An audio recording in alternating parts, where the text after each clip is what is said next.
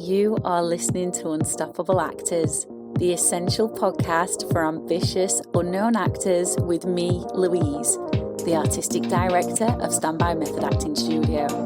And for the last 13 years, I've been taking unknown actors with blank CVs all the way to Netflix dramas, Amazon Prime films, TV soaps, and stage plays around the world. And every week I'll be talking with you and sharing how you can become a paid working unstoppable actor, because you 1000% can. An acting career is doable. Are you ready to dive into the episode?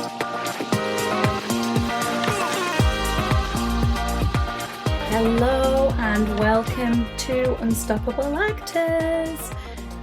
Don't know why I've started singing the intro on each new episode at the minute, but just to say I'm excited to have you here. I absolutely love talking about all things acting, and today I want to talk to you about 3 things I really need you to consider as you are pursuing an acting career. Now, it doesn't matter if you're right at the very start and you've just decided, I need to be an actor, because there's nothing in life that I love more than acting, and it doesn't feel like a job, and wouldn't it just be incredible to earn money from this thing that I love? You know, all the way to being a jobbing actor who's regularly auditioning and, you know, is getting consistent acting work whilst still keeping down your day job. Like, even if you're at that level, these are things to refresh yourself on. And if you're right at the very beginning, these are things to consider to give you a head start. So before I share that with you, just need to let you know that I've got a little gift for you that I think you are absolutely going to love. It's called the First Auditions Checklist.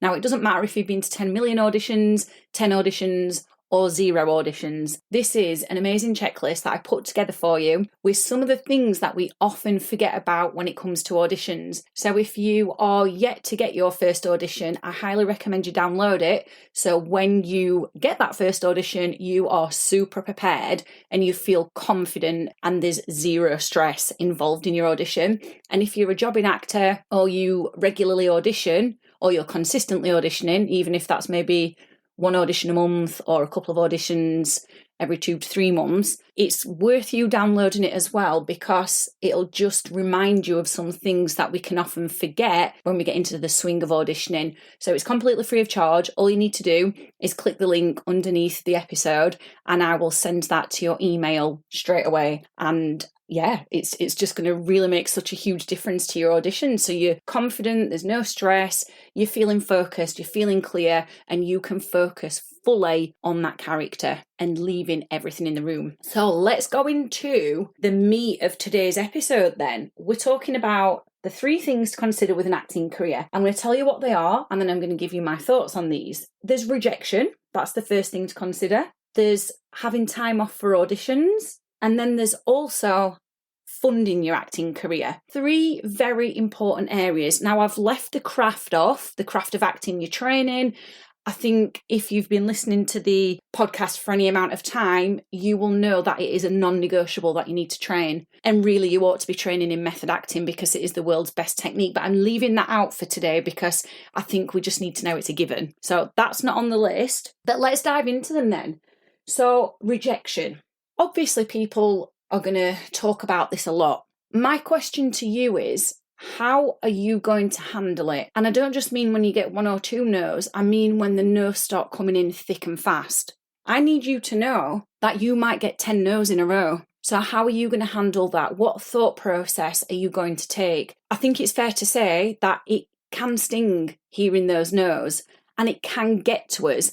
And those feelings are valid. It's okay to have those feelings, but it's not okay to linger around in them, because when you do, that's the stuff that then stops you taking action. It makes you lose motivation and you end up getting sucked into the 9-to-5 job even further and the comfort of that regular wage coming in. So how are you going to handle rejection? What mindset are you going to have with it? And you might say, well, I'll have the mindset that every no is 1 step closer to a yes, which is one of the things that I share on our socials. I share it in other podcast episodes. But sometimes the feelings can get the better of us, even when we're telling ourselves every no is 1 step closer to a yes. So when the feelings start to get the better of you, what are you going to do? How are you going to handle that rejection? How are you not going to take it personally? I need you to really think about that and consider that, because There could be a time where you don't work for like a year or 2 years. Again, what are you going to do in that time to still stay productive, proactive, motivated, and disciplined? I mean, one thing I do want to share with you is that you only need one yes. Let's just imagine that one yes is that day player role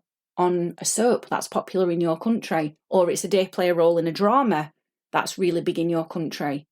But you've had 100 no's before that. That one yes is a thing that can really open more doors for you.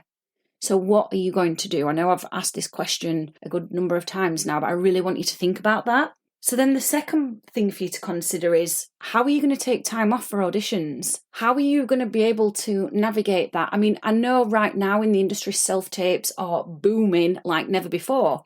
We know this because they save casting directors costs. You know, it doesn't cost them anything to hire a room to audition, let's say 100 actors at the first round. They then might take you to a Zoom audition. Obviously, if you get a self-tape, you can do that in your own time. You can probably do it in the evening or first thing in the morning or at the weekend if you don't work weekends. So self-tapes are a little bit easier to handle around your working life and your day-to-day commitments. Although, of course, there's still all the character prep you need to do for it. So how are you then going to fit all that in around your day job? But let's say you get called through to the next round and it's either a Zoom audition and it happens to be in the day, or it's an in-person audition, you know, maybe in London, maybe in New York, maybe in Madrid, or wherever the capitals are where you're from. How are you going to get time off for that audition? What relationship do you have with your boss? Do you have holiday days that you can put in?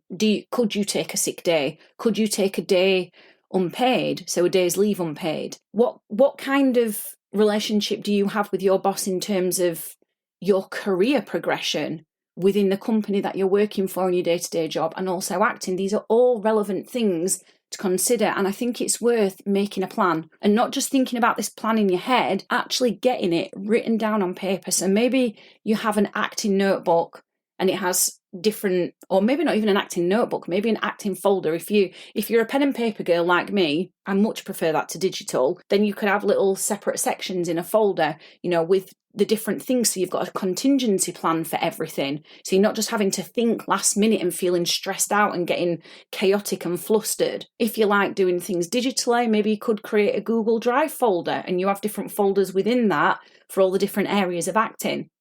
But it's really important that you do create a plan for that. Then the third thing that I mentioned considering is, how are you actually going to fund your acting career? There's one thing that I want to say before I get into this a little bit deeper. There seems to be some sort of feeling in the industry, not from everybody, obviously, I'm not going to generalise, but from a good majority of people, that actors are fleeced and they're scammed. But here's the thing, here's what I want to impart on you. You are a business owner. As an actor, you have to see yourself as a business, and the business owner is your brand as an actor. That's what you own, that business. Now, other businesses have to have capital to start up, and they also have overheads for things. So if we think about a shop, the overhead, one of the biggest overheads is obviously the shop itself, the rent for that, the tax on that. You know, there's lots of different overheads. So why is acting any different? Why should we be entitled to everything for free? Especially when an acting career, when you start getting to the dizzy heights of, let's say, Hollywood. Who knows, you might even end up there. Let's say Netflix. Let's say dramas on your local stations for your country. If you're getting paid in the thousands and the millions for acting, why should you start for free with everything for free? I really don't like this story that goes around in the industry that actors are fleeced and scammed. Of course, there are always going to be companies out there who are probably not legit and probably are taking advantage. But the majority of people who are offering training are not fleecing you. They're not scamming you. The majority of people who are doing headshots are not fleecing and scamming you. Neither are showreel companies. These are things that you've got to consider. Your casting subscriptions. Yeah, some casting sites might go through shaky periods where there's a lot of rubbish on there and you have to sift through it. But these all become a part of your overheads. And this is something you have to consider as an actor. Of course, when you start getting those day player roles to begin with, and then you start working your way up to guest lead and then series regular, that's all going to be paid off because you can earn in the thousands even for, you know, like a small role on Netflix. One of my old students got paid £3,000 for 5 lines on Netflix. that more than covered the cost of headshots and showreels, all those outlays. So where is this money coming from to fund your acting career? And how much money realistically do you need each month to fund it?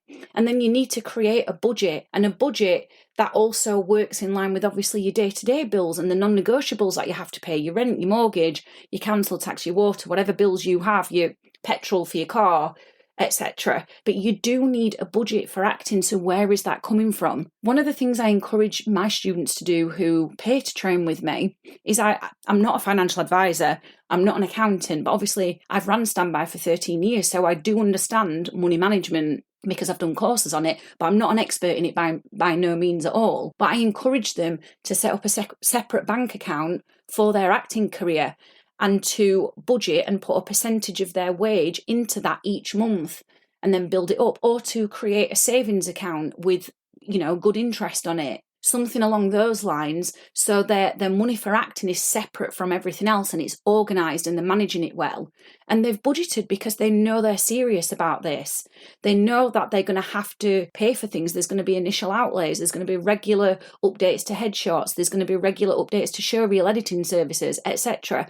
So where is your money coming from this to fund your acting career, and how much realistically can you put aside each month if you do choose to have a separate bank account for your acting career? These are all valid things for you to consider. I really hope this has been useful. I hope you have got some ideas now about these 3 key areas, rejection, getting time off work for auditions, and funding your acting career, because this is the reality. Yes, we love acting. Yes, we love getting into character. We love emoting in scenes. We love all of that, but it is a business as well. And within business, there's the mindset section of it, there's the money management section of it, then there's also time management section of it, which are all the 3 things that I've covered today. If you did enjoy this episode, please do share it with your networks, share it to your socials, because these are the things that are not really spoken about that often in the acting industry, and they're very, very important, and they will help you feel more in control of your acting career as you keep taking steps forward to build your career and get to those day play roles and those guest lead roles and those series regular roles. And I'll see you again in the next episode. I've absolutely loved hanging out with you, and I really hope you found this episode inspiring. If you have, please do rate the podcast and hit follow so you never miss an episode, and I can help more actors like you. And come and join one of the most supportive, uplifting acting communities on socials, the Unstoppable Actors Facebook group, where you'll get your weekly injection of inspiration, networking, and receive your free Method Actors Handbook so you can become an unstoppable actor.